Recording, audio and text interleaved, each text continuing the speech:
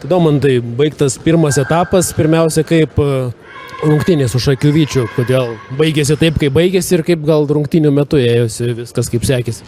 Na, rungtynės buvo tokias apylygės, atrodo, kažkur pritrūko gal sėkmės, kažkur neatkovotas kamuolys gynyboje, neatsitverta, kažkur gal 50-50 situacijos nepasiėmėm, jie pasiėmė ir va tokias klaidelės min ir nulėmė rungtynės, nes buvo lygus rezultatas realiai.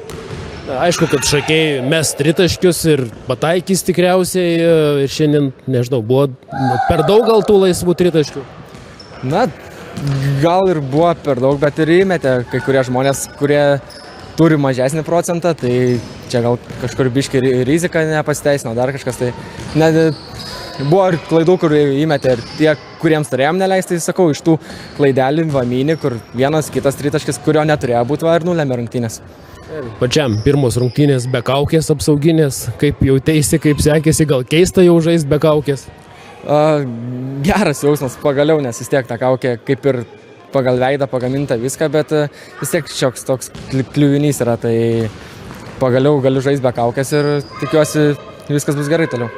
Kaip vertini visą pusę sezono iš savo perspektyvos grynai asmeniškai, lyg ir tos tritaškių pataikymas pagerėjęs?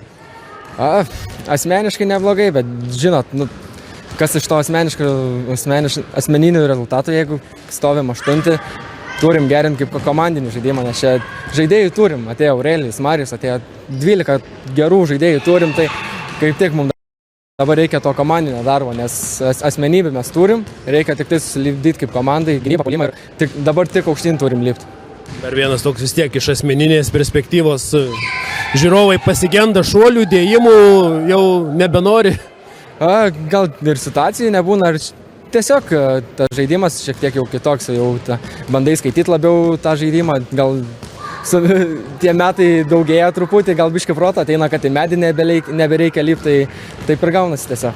Na ir žiūrint į priekį, liko vis tiek tas pirmas 8 yra, laukia daug rimtų rungtynių su rimtais varžovais, kaip matom, šiandien visus gali aplošti, kaip keli užduotis, kokias komandai tikėsi, kokie lūkesčiai antrai daliai.